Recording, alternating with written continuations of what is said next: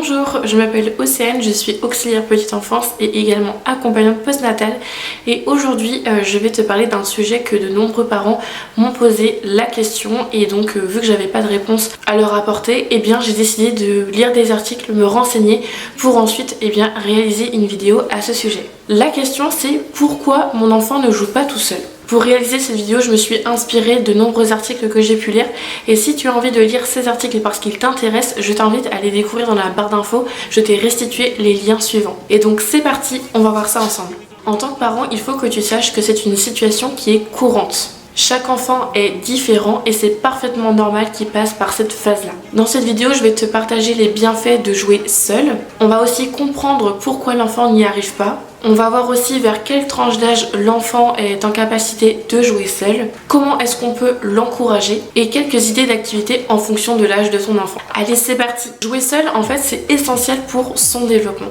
En jouant, l'enfant va commencer à faire ses apprentissages. J'ai découvert aussi que la première forme de jeu chez le bébé, c'est lorsqu'il joue avec ses mains et ses pieds. Mais ce qui est important aussi, c'est que l'enfant ait de l'interaction avec son entourage. Et d'ailleurs, jouer seul va lui permettre de développer son autonomie, mais aussi son sens de l'initiative. Ça va lui permettre d'apprendre à se faire confiance et aussi de développer sa créativité. Il va aussi développer sa capacité à résoudre des problèmes. Et aussi, ce qu'il faut savoir, c'est que les jeux calmes lui permettent aussi de recharger ses batteries. Et ça lui permettra par la suite aussi d'apprendre à être bien avec lui-même, ce qui est très important. D'ailleurs, je t'ai référence à ma vidéo sur pourquoi l'enfant joue seul que tu peux retrouver juste ici. Il y a plusieurs raisons à cela. Tout d'abord, ça peut être par rapport à la personnalité de l'enfant, de ses habitudes, de sa place aussi dans la fratrie et du nombre d'enfants qu'il peut y avoir dans la famille. L'enfant ne sait pas qu'il peut avoir cette compétence car en fait on lui a pas permis de lui faire découvrir. À cet âge-là aussi, l'enfant peut développer aussi la peur de la solitude, la peur du noir, mais aussi des bruits. Et ça peut expliquer pourquoi l'enfant n'a pas envie de jouer seul dans une pièce.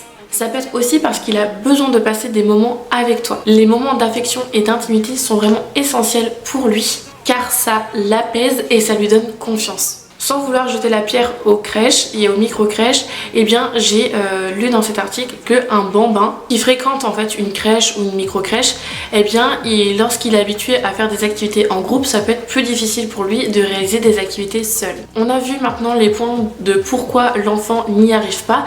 Maintenant, on va voir vers quel âge se mettent en place les différentes phases chez l'enfant au niveau du jeu. Ce qu'il faut retenir aussi, c'est que la capacité de l'enfant à jouer seul va dépendre déjà de son caractère, mais aussi de son âge. Un bébé, il va avoir forcément besoin d'avoir l'adulte auprès de lui, donc une présence rassurante pour écouter, observer, ressentir, tester et jouer bien sûr en toute sécurité affective. C'est-à-dire quand on va lui apporter un regard, quand on va lui sourire, quand on va lui parler, tout en ayant une voix rassurante. Ce qu'il faut savoir aussi, c'est qu'avant 2 ans, l'enfant est complètement dépendant de l'adulte émotionnellement et physiquement.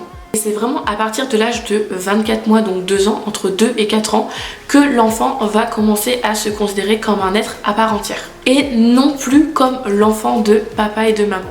C'est d'ailleurs aussi la période où il va beaucoup utiliser le moi-je et donc ça va beaucoup le fragiliser et lui apporter énormément d'énergie psychique. Ce qui est difficile pour lui, c'est qu'il bascule entre le désir d'autonomie mais aussi le désir d'être rassuré. Ce qu'il faut que tu saches aussi, c'est qu'à partir de l'âge de 2 ans, tu peux entièrement faire confiance à ton enfant pour qu'il joue seul dans sa chambre. Donc déjà, ça peut être 20-30 minutes. C'est aussi normal que l'enfant revienne vers toi car il va avoir besoin de réassurance, d'encouragement et de félicitations que tu pourras lui apporter lorsqu'il va te montrer ce qu'il a réalisé. Ça peut être une tour, ça peut être un dessin, bref, tout ce qu'il va te montrer, il va avoir besoin que tu vraiment le valorises.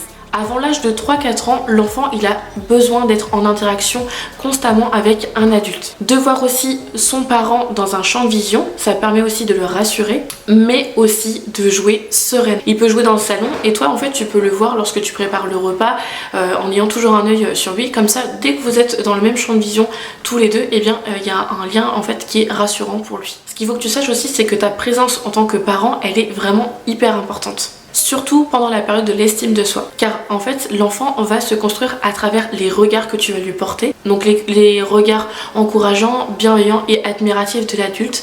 Et sans oublier les réactions que tu vas lui apporter. Et pas de panique, la durée des périodes dont l'enfant en fait va jouer seul va s'agrandir au fur et à mesure qu'il grandit. Ce qu'il faut retenir aussi, c'est que plus ton enfant est jeune, plus il aura besoin de pauses dans ses jeux. Ça peut être des pauses pour être avec nous, ce qui est très important, notamment pour un câlin, ça peut être lire une histoire, ou alors le faire participer à une tâche. Ça peut être plier le linge, ça peut être, nettoyer un petit peu la table avec un petit chiffon et de l'eau. Bref, vraiment le rendre actif en fait avec nous, quoi. Vers 3 ans, les enfants aiment beaucoup les jeux de rôle, notamment ça peut être jouer à la maîtresse, jouer au papa ou à la maman, ça peut être fleuriste, ça peut être pompier, etc., etc. Alors après 3-4 ans, si cela continue, que l'enfant n'arrive toujours pas à jouer seul, ça peut correspondre à une période particulière où il s'est senti abandonné. Je mets entre guillemets parce que je trouve que abandonné est vraiment le mot fort, mais ça peut être l'entrée à l'école, ça peut être l'arrivée d'un petit frère ou d'une petite sœur. Bref, ça correspond à une demande pour répondre à l'anxiété abandon. Donc c'est pour ça qu'il va énormément demander en fait d'avoir l'attention sur lui. Si à partir de 3-4 ans, voire plus, en fait, ça s'étend et vous remarquez que l'enfant est vraiment dans l'incapacité à jouer seul, je vous invite à réaliser une thérapie familiale parce que c'est vraiment quelque chose qui pourra l'aider aussi à mettre le point là-dessus, mais aussi à comprendre qu'est-ce qui se passe. Donc vous pouvez aller voir une psychologue, un psychothérapeute, bref, des professionnels qui sont vraiment là pour vous et pour aider l'enfant en fait dans cet apprentissage. Mais alors, comment l'encourager? Eh bien, pas de panique, j'ai tout plein d'astuces que j'ai découvert et j'ai trop envie de vous les partager. En tant que parent, tu peux vaquer à tes occupations pendant que lui il joue. Tu n'es pas obligé de t'asseoir à côté de lui, mais tu peux toujours en fait lui parler en faisant je sais pas, le repas ou le ménage. Ça permet en fait de combler le vide. On peut aussi lui donner des idées de jeu. Est-ce que tu as envie de dessiner? Est-ce que tu as envie de faire des Lego? Est-ce que tu as envie de faire de la pâte à sel, etc., etc. Ce qui est très important aussi, c'est de s'intéresser à ses jeux. Alors ça passe par déjà connaître l'entièreté de ses jouets, lui montrer aussi comment on utilise le jouet avec le premier mode d'emploi. Ça peut être aussi l'aider à les ranger, mais aussi les classer par jeu. En fait, on peut utiliser des boîtes fermées, vous pouvez en trouver chez Action ou Ikea, et du coup vous pouvez trouver une boîte pour les Lego, une boîte pour je sais pas moi, les feuilles de dessin, les gommettes, et vous pouvez mettre des petites étiquettes dessus, ça pourra l'aider à s'y retrouver assez facilement. Et donc il lui permettra aussi de retrouver ses jouets tout seul. Et bien sûr, l'encourager. Le féliciter lorsqu'il a réussi quelque chose ou lorsqu'il nous montre en fait ce qu'il a pu réaliser va lui permettre de prendre confiance en lui, mais aussi d'être rassuré. Bien sûr, cette étape de initier l'enfant à jouer seul va se faire progressivement. On va pas le faire du jour au lendemain. C'est-à-dire que ça peut être dans un premier temps 5 minutes tout seul où il joue tout seul. Après 10 minutes, après 15 minutes, 20 minutes. En fait, vous allez vraiment adapter en fonction de votre enfant comment il se sent à l'aise. Lui laisser des périodes de jeu libre va lui permettre de s'inventer les jeux, de découvrir ce qu'il aime, mais aussi d'apprivoiser la solitude. Alors passer du temps aussi avec lui va permettre de lui faire gagner en confiance et aussi en autonomie, comme j'ai pu te le dire juste avant. L'idée, c'est vraiment d'être pleinement présent avec lui sans utiliser le téléphone. On peut vraiment le mettre à côté et de dire bah voilà, je suis avec toi, je prends le temps de t'écouter, je suis entièrement disponible pour toi. Parce que nous c'est pareil, en tant qu'adulte, quand on parle à un adulte et que l'adulte est sur son téléphone, je trouve que c'est hyper désagréable. Donc moi je suis la première à le faire avec les enfants. Bon après là, en crèche c'est différent parce que notre téléphone est toujours dans notre casier, mais quand je suis en babysitting ou que je sais pas, il y a des enfants en fait, du côté de la famille de mon conjoint, quand je suis avec eux, je pose toujours mon téléphone pour vraiment avoir cette interaction et ce moment d'échange. Je voulais le partager sans culpabiliser les parents, mais c'est vraiment des fois des petits gestes qu'on n'y pense pas, mais c'est hyper important pour l'enfant et même pour aussi la confiance et le lien avec votre enfant. Par contre, il arrive que parfois en tant qu'adulte on n'a pas envie de jouer avec l'enfant et c'est hyper important de ne pas se forcer, mais justement de lui dire bah écoute, pour l'instant je n'ai pas envie de jouer avec toi, mais je suis près de toi, si tu as besoin tu peux venir me voir, voilà, j'ai confiance en toi, tu peux y arriver et tu me montreras ce que tu as pu réaliser. Vraiment on peut en fait aussi le dire, et je tiens à le dire aussi parce que c'est très rassurant. Souvent en tant que parent ou adulte on se force, mais si on n'a pas envie on a le droit aussi. Parfois on n'a pas forcément d'explication plausible à ça, mais parce que des fois ça nous embête et c'est important de lui dire pour éviter que en fait on joue avec lui de mauvais cœur. C'est important aussi de lui laisser à portée de main des jouets adaptés à ses goûts mais aussi à son âge. C'est important aussi de lui laisser des jouets adaptés à ses capacités et aussi à ses goûts.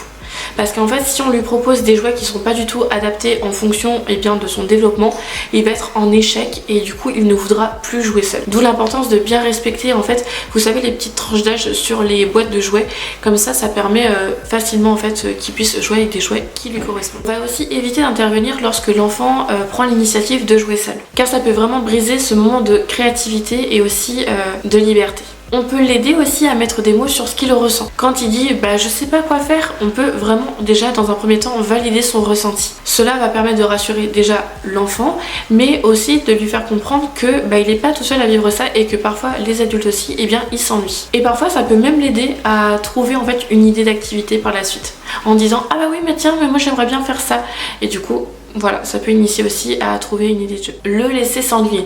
Bon, après, chacun a son point de vue par rapport à ça, mais moi je trouve que c'est vraiment bénéfique. Déjà pour lui, parce que ça va lui permettre aussi de se sentir bien avec les autres, déjà de prime abord, et aussi de trouver des idées par lui-même. Il faut aussi l'aider à patienter. Il ne peut pas tout avoir sur le moment même. Si admettons vous êtes en train de faire une tâche, il faut qu'il patiente le temps que vous finissez cette tâche. Dans ces cas-là, vous pouvez lui proposer de sortir le jeu qu'il a envie de faire avec vous et de lui dire écoute, quand j'aurai fini de plier le linge, je viendrai jouer avec toi. Pendant ce temps, toi tu peux aller préparer le jeu, le mettre sur la table. Ou alors vous pouvez aussi lui proposer des solutions alternatives par rapport à ça. S'il est beaucoup plus grand, on peut lui proposer un timer ou une horloge.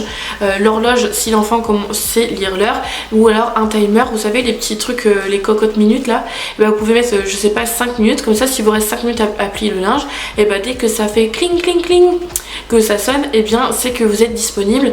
Et vous pouvez aussi proposer à l'enfant de le mettre de lui-même, comme ça au moins il prend en autonomie et aussi il est maître du temps. J'avais pas pensé à ça aussi, mais lorsque le bébé est réveillé et qu'il est calme dans son lit, on peut le laisser un petit peu dans son lit parce qu'il est en sécurité, il va bien, il est calme, et ça permet aussi qu'il découvre un petit peu son corps en jouant avec ses pieds, avec ses mains, comme je l'avais dit tout à l'heure aussi. Pour l'enfant unique, on peut aussi inviter des camarades à la maison afin qu'ils puissent jouer avec d'autres enfants du même âge que lui, ou bien des enfants de la famille. Ça peut être des cousins, des cousines. Que l'enfant soit unique ou pas, dans tous les cas, l'enfant en fait va apprendre à jouer seul et aussi à s'occuper seul. Alors pour tout cela c'est bien beau, mais il faut aussi créer un environnement qui soit propice au jeu. Il faut que l'espace de jeu déjà soit aéré, ordonné, et notamment par thème. On peut initier un coin lecture, un coin jeu d'imitation avec des poupées, une cuisine, un garage, bricolage, et aussi un autre coin dans la chambre, admettons, de construction, de créativité, d'activité manuelle. Donc à vous de voir, mais ça fait un petit peu comme dans les crèches en fait. Nous on a plusieurs, en fait dans les sections on a souvent en fait un coin d'imitation, un coin, après je n'aime pas dire le mot coin, mais en fait un espace jeu d'imitation, un espace lecture, un espace en fait motricité, etc. Et donc je trouve ça vachement important en fait de connaître ça, parce qu'on peut aussi l'initier à la maison. Ce qui est important aussi pour l'enfant, c'est qu'il doit savoir aussi où sont rangés les jouets. Donc ça veut dire qu'ils soient à la même place et aussi à portée de main pour lui. Dès l'âge de 18 mois, vous pouvez commencer à initier l'enfant à ranger avec vous avant de sortir un autre jouet. Et si l'enfant il est pas vraiment chaud à le faire, vous pouvez le faire sous forme de jeu, donc en faisant la course ou bien en chantant une chanson. Moi j'en ai une qui fonctionne très bien, c'est il est l'heure de ranger, si tout le monde s'y met, ce sera plus vite fait, Et ensuite, il faut rajouter le nom de l'enfant. Je vois, je sais pas quel prénom je pourrais choisir. Je vois Océane qui range, je vois Océane ranger. Et d'ailleurs, si ça vous intéresse, je vous mettrai la petite comptine juste en dessous, et comme ça vous pourrez l'utiliser avec votre enfant. On va aussi limiter le nombre de jouets et organiser un roulement pour favoriser la concentration. Donc on peut, admettons, sortir 5 jouets pour la journée, et ensuite, je sais pas, la semaine suivante, on sort d'autres jouets. Comme ça permet qu'il redécouvre aussi ses jouets. Ça s'appelle la rotation des jouets, mais c'est super bien. D'ailleurs, si ça vous intéresse, je pourrais vous faire une vidéo à ce sujet. Je vous invite à l'écrire dans les commentaires si ça t'intéresse. D'ailleurs, je vais parler aussi un petit peu des écrans, bien sûr, mais après chacun son point de vue par rapport à ça. Vous n'êtes pas obligé de prendre toutes les informations que je vous transmets aujourd'hui. Chacun est libre de prendre ce dont il a besoin en fonction déjà de l'éducation qu'il porte à son enfant, mais aussi en fonction de ses valeurs. Je ne force personne à utiliser mes conseils. Ce Ce qu'il faut savoir, c'est que les écrans ont un effet excitant déjà chez l'enfant, mais c'est aussi très étouffant pour la créativité. Souvent quand un enfant est devant l'écran, eh bien il y a un enfant qui s'éteint aussi dans sa créativité.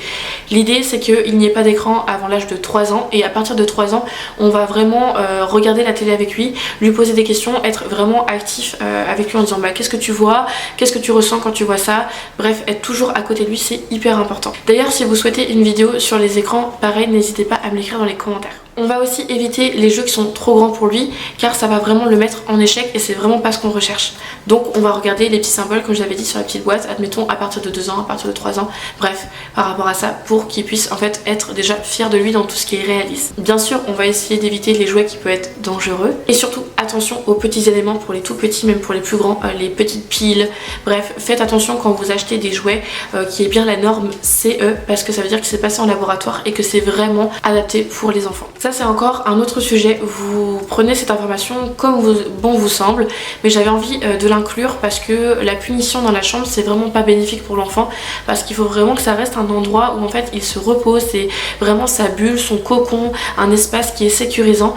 Et voilà, moi pour ma part je suis pas pour la punition, mais chacun fait comme bon lui semble, je ne juge absolument personne, mais j'avais envie aussi de l'initier pour comprendre que en fait il n'y a pas d'intérêt pour l'enfant d'être puni dans sa chambre. Il faut vraiment que ça reste un espace qui permette de mettre l'enfant en toute confiance et qu'il soit vraiment dans sa bulle. Vraiment, il faut vraiment que ce soit son espace à lui. Bon, dans cette catégorie, je vais pas te parler de toutes les idées d'activités, mais par contre je t'ai réalisé des fiches à ce sujet que tu peux retrouver dans la barre d'informations, et j'espère que ça te plaira pour que tu puisses bien avoir d'autres idées d'activités que voilà, qui pourraient t'aider au quotidien avec ton enfant. Si jamais la tranche d'âge que tu recherches n'est pas dans cette catégorie, n'hésite pas à me la demander dans les commentaires, comme ça je prendrai le temps de te la réaliser aussi. J'ai découvert aussi les petits sioux justement en regardant les articles que j'ai pu lire. C'est en fait tout simplement une location de jouets et j'ai trouvé ça vraiment bien. En fait c'est un site internet qui propose une location de jouets et qui vont te proposer des jouets pour ton enfant en fonction de son âge mais aussi de son développement. Donc c'est sous forme d'abonnement, donc si ça t'intéresse je t'invite à aller le découvrir dans la barre d'informations. Moi je me suis penchée et ça a l'air vraiment chouette. Honnêtement j'ai pas d'enfant, mais ça permet aussi déjà que ça soit éco-responsable, de faire aussi des économies et d'avoir un renouvellement de jouets tous les mois ou toutes les semaines, je sais pas trop, je me suis pas non plus trop posée là-dessus, mais si ça t'intéresse n'hésite pas à les découvrir. Je voulais finir avec des petits conseils qui pour moi sont vraiment importants. Si l'enfant n'utilise plus certains jouets, plutôt que de les jeter, tu peux les cacher dans une armoire ou dans ton garage, dans une boîte pour qu'il soit à l'abri aussi de tout ce qui est humidité, etc. Et une fois en fait qu'il a fini, qu'il se lasse un petit peu des jouets actuels, et bien tu peux les ressortir, ça lui fera énormément plaisir parce qu'il va redécouvrir ses jouets. Mais si tu vois qu'à un moment donné, même en ressortant les jouets, il en a marre, dans ces cas-là tu peux soit les vendre sur Vinted ou sur le Bon Coin ou en faisant des brocantes, et du coup bah pourquoi pas soit passer sur une location de jouets ou bien en acheter d'autres qui correspondent du coup à ses capacités. En utilisant les peluches et les poupées comme compagnons, notamment pour les jeux symboliques, ça va permettre à l'enfant d'organiser en fait son monde à lui. Ce que j'appelle par les jeux symboliques, c'est les jeux un peu d'imitation, c'est-à-dire la dinette, le garage, la cuisine, ça peut être aussi s'occuper de son bébé, etc. Bref, tout ce qui est limitation. Voilà, bon, ça aurait été une vidéo très longue, mais j'espère que ça aura pu répondre à ta question. J'ai adoré réaliser celle-ci, de me renseigner et me pencher sur des articles qui étaient très intéressants. Merci beaucoup en fait à toutes ces personnes qui réalisent ce genre d'articles, parce que c'est vraiment hyper formateur, déjà moi en tant que professionnelle, mais aussi ça pourra vous aider en tant que parent, du moins je l'espère. Si tu as un avis, des conseils, un partage que tu as envie de nous transmettre, n'hésite pas à les écrire dans les commentaires, et puis je te répondrai du coup avec grande joie. Merci d'avoir regardé ma vidéo, je te dis à très bientôt et surtout prends soin de toi.